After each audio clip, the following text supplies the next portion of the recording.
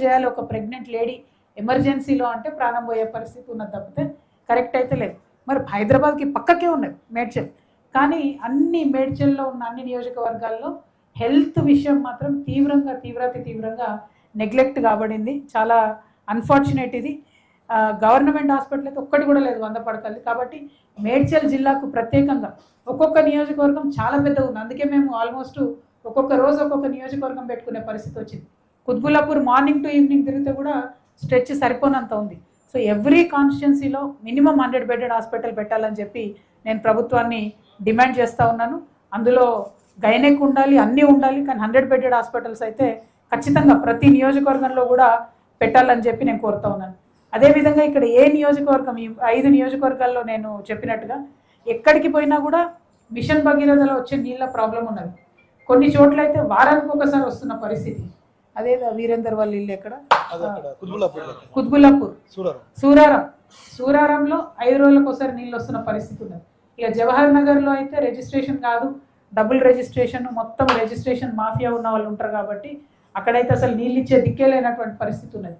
ఎందుకు మనుషులు బతుకుతున్నారా అనేటటువంటి పరిస్థితులలో నిజంగా ఎంత పేదరికం చూసినామంటే మామూలుగా లేదు పేదరికం. మొన్న అల్వాల్లో ఒక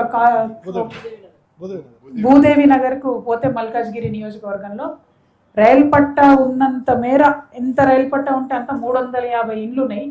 ఇంత చిన్న అగ్గిపెట్టెలు కూడా అసలు సిగ్గుపడతాయి ఆ సైజు చూసి, అంత చిన్న ఇండ్లు. అంటే ఘోరం ఏంటంటే అక్కడికి కేసీఆర్ గారు పోయారు సీఎం అయిన తర్వాత, అక్కడికి ఎంపీగా ఉన్నప్పుడు రేవంత్ రెడ్డి గారు పోయారు, అందరు నాయకులు పోయారు. మొత్తం ఆ 350 ఇండ్లు కూడా అందరు పాలమూరు వాళ్ళే, మళ్ళీ ఎప్పుడో వచ్చి సెటిల్ అయిన వాళ్ళు, నాగర్ కర్నూలు వాళ్ళందరూ పోయినరు. అందరు చెప్పిర్రు మేము మీకు ఇల్లు కట్టిస్తామని చెప్పి. అసలు ఎక్కడ కూడా సమస్య పరిష్కారం కాలేదు. నిజంగా ఇండ్లు ఎవరికి అవసరమో వాళ్ళకి ఎవరికి ఇండ్లు అందని పరిస్థితి మేడ్చల్ మల్కాజ్గిరిలో ఉన్నది. అయితే ఇక్కడ విషయం ఏంటంటే మొత్తం డబుల్ బెడ్రూమ్ ఇండ్లు 5,000, 4,000 ఇట్లా బ్లాకులు కట్టి, ఇవన్నీ అవుట్స్కట్స్ హైదరాబాద్ కాబట్టి జవహర్ నగర్లో కొన్ని, ఇక్కడ కొన్ని, అక్కడ కొన్ని కట్టిండ్రు. కట్టిన తర్వాత ప్రాబ్లం ఏమైంది, ముషీరాబాద్లో ఉన్న వాళ్ళకు జవహర్ నగర్లు ఇచ్చిండ్రు, అక్కడెక్కడనో సికింద్రాబాద్లో ఉన్న వాళ్ళకి తీసుకుపోయి ఇంకో దగ్గర ఇచ్చారు.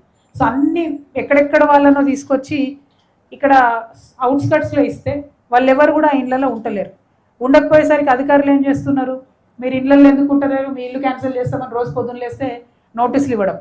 అన్నిటికన్నా దారుణం మేము నోటీస్ చేసింది ఏంటంటే, ఏదైతే డిగ్నిటీ హౌసింగ్ అంటామో డబుల్ బెడ్రూమ్ హౌసెస్ జవహర్ నగర్లో ఒక 5,000 ఇండ్లు కట్టిరు, దాదాపు 4,600 యూనిట్లు. ఎంత ఘోరం అంటే మురికి కూపంలోంచి పేదవాళ్ళని తీసి చెత్తబుట్ట పక్కన వేసేసిర్రు.